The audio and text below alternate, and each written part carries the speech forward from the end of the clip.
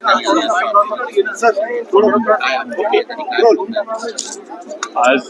सकाळी बातमी कळल्यावर प्रचंड धक्का बसला, प्रत्येकाला बसला आणि बराच वेळ विश्वास बसत नव्हता.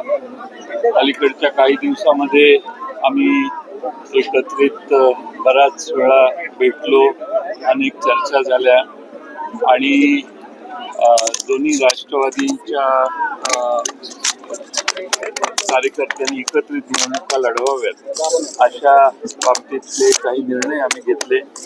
अगदी 16 तारखेला माझ्या घरीच आमचे सर्व सहकारी आणि त्यांची बैठक देखील झालेली होती आणि 17ला सकाळी या ठिकाणी पवार साहेबांच्या उपस्थितीत एक बैठक झाली आणि जिल्हा परिषदेच्या निवडणुका सुरू झाल्या.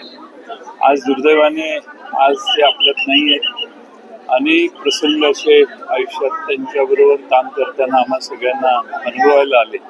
मला तर बरेच प्रसंग आहेत, कारण आम्ही जवळपास 35-40 वर्ष एकत्रित काम केलेलं आहे आणि एक उमदा ठामपणा असणारा आणि धडाधून निर्णय घेणारा आणि प्रचंड कष्ट करण्याची तयारी असणारा नेता आज आपल्यातून गेलाय. महाराष्ट्राचं अतोनात नुकसान झालंय असं पाटील साहेब, खरं तर तुमच्या मैत्रीचे व्हिडिओज तुमच्या दोघांच्या मैत्रीचे व्हिडिओज आज आम्ही सोशल मीडियावर त्यांची टिप्पणी असेल ती वारंवार नजरेसमोर येते आहे. असंख्य आठवणी असणार आहे, पण अशी कोणती आठवण आहे दादांच्या बाबतीतली की जी कधीही तुम्ही विसरू शकत नाही, कधीही पुसता येणार नाही, कायम स्मरणात राहील आणि अर्थात पवार कुटुंबासाठी खूप मोठं नुकसान. अशा खरं म्हणजे बऱ्याच आठवणी आहेत आणि त्यांनी एक बऱ्याच वेळेला मला काही गोष्टी सांगण्याचा योग आला. अनेक प्रसंग असे आहेत की ज्यामध्ये निर्णय घेताना निर्णय होईपर्यंत वेगवेगळी मतमतांतर असली की निर्णय झाल्यावर तो मान्य करण्याची त्यांची अतिशय उत्तम अशी प्रवृत्ती होती आणि संघटनेचा निर्णय झाला किंवा त्याची अंमलबजावणी करण्याची त्यांची सवय होती आणि प्रचंड पाहिजे ती किंमत देऊन त्याच्यासाठी काम करायचा त्यांचा प्रयत्न असायचा. मला अशा अनेक आठवणी मी सांगू शकेन. मला प्रत्येक वेळेला माझ्या वेशभूषेबद्दल माझ्यावर ते टीका करायचे, टीका म्हणजे मार्मिकपणाने सांगायचे आणि त्यांचा अतिशय स्वच्छ टापटीप राहण्याचा हे होता. मला आठवते की आमच्या इस्लामपूरला साखर कारखान्यावर एकदा आले आणि त्यांनी मला सांगितलं की जरा झाडी लावली पाहिजे, झाडीच नाही आहे तिथं. आणि त्यानंतर एक 7-8 वर्षांनी परत ते आले, त्यावेळी मीच त्यांना विचारलं आता कशी वाटतात झाडी, आणि त्यांनी त्याचं कौतुक केलं. त्यामुळं हा जो परिसर फुलवलेला आहे त्यांनी अतिशय लक्ष देऊन काटेकोरपणाने फुलवलेला हा परिसर आहे.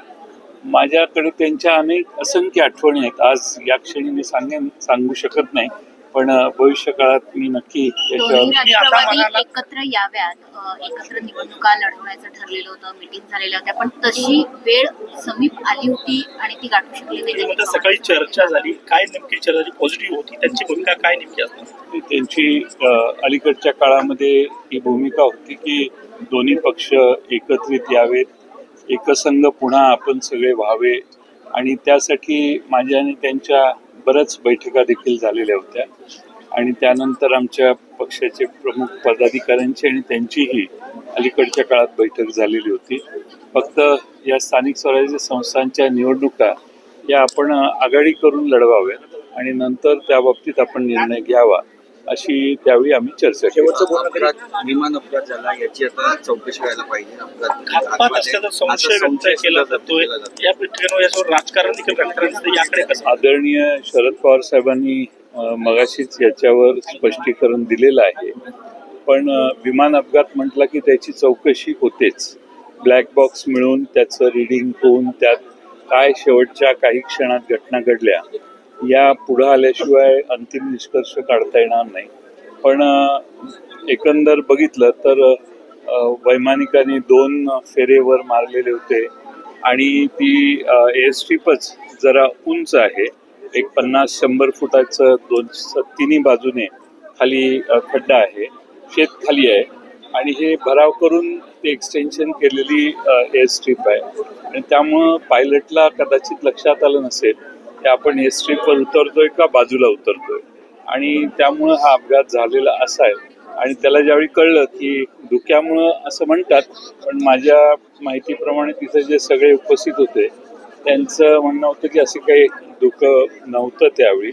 त्यामुळं अपघात कसा झाला, काय झाला, टेक्निकल फॉल्ट होता का एअर स्ट्रीप सोडून बाजूला विमान का गेलं याची साधारण माहिती ब्लॅक बॉक्स बाहेर आल्यानंतर, त्याची माहिती कळल्यानंतर मला वाटतं कळेल. सातत्यानं विमान अपघात होत आहे, अहमदाबाद एअरक्राफ्ट, त्यामुळे सुरक्षेचा मुद्दा कुठेतरी उपस्थित केला जातोय. तिचं वातावरण ही खाजगी विमानं जी आहेत आणि हेलिकॉप्टर्स यांचा मेंटेनन्सचा प्रोटोकॉल व्यवस्थितपणाने पाळला गेला पाहिजे. पण आज तेच विमान घेऊन मला वाटतं ते आदल्या दिवशी इथून मुंबईला गेलेले आणि हर्षवर्धन पाटील साहेबांच्यावर एक कार्यक्रमात ते होते आणि दुसऱ्या दिवशी ते सकाळी त्याच विमानाने परत आले. त्यामुळे असंही मला वाटत नाही की त्या पायलटला ती एअर स्ट्रीप नवीन होती. त्यामुळं मला वाटतं की ब्लॅक बॉक्समध्ये काय आहे हे कळल्यावर आपल्याला कळेल आणि पवार साहेबांनी सांगितलेलं आहे की हा कोणत्याही प्रकारचा घातपात दिसत नाही किंवा त्यावर राजकारण करू नये. त्यांची इच्छा होती मुख्यमंत्री होण्याची, ती अपूर्णच राहिली. त्यांच्यात प्रचंड जिद्द होती आणि त्यांनी कष्टही तेवढेच घेतलेले होते. मला वाटतं महाराष्ट्रात, देशात सकाळी 6 वाजल्यापासून काम करणारा दुसरा कुठलाही नेता नसेल आणि आपण ज्या उपक्रम हातात घेतले आहेत, मग बारामतीचे असो, पुणे शहरातले असो, सगळ्या महाराष्ट्रातले असो, त्याची सतत रिव्ह्यू घेण्याची त्यांची पद्धत होती. त्यामुळं बरीच कामं वेगाने पूर्ण व्हायची. आज त्यांचं पार्थिव ज्यावेळी बारामती मेडिकल कॉलेजमध्ये आणलं त्यावेळी ते मेडिकल कॉलेज ही त्यांनी अतिशय बारकाईनं लक्ष घालून पूर्ण केलेलं मेडिकल कॉलेज आहे. असे अनेक प्रकल्प त्यांच्याकडून झालेले आहेत आणि त्यांच्याबरोबर VSIला असेल किंवा वेगवेगळ्या संस्थेत काम करताना त्यांचा काटेकोरपणा प्रचंड आहे. मला आठवतं की मी साखर संघाचा अध्यक्ष होतो आणि अजितदादा MSC बँकेचे अध्यक्ष होते आणि आम्ही सहज दोघांनी ठरवलं 97 साली, विरोधी पक्षात होतो आम्ही, की आपण महाराष्ट्रातल्या सगळ्या साखर कारखान्यांना भेटी देऊ. मी आणि त्यांनी महाराष्ट्रातल्या बऱ्याच कारखान्यांना भेटी दिल्या, विशेषतः विदर्भातल्या, मराठवाड्यातल्या कारखान्यांना. त्यावेळी कारखान्याची बारकाईने चौकशी करणं, ऊसाची उपलब्धता, बाकीचे असे इतके बारकावे होते प्रचंड की अगदी नेमके प्रश्न विचारून जो माहिती देणार आहे त्याला देखील ते अचंबित करायचे.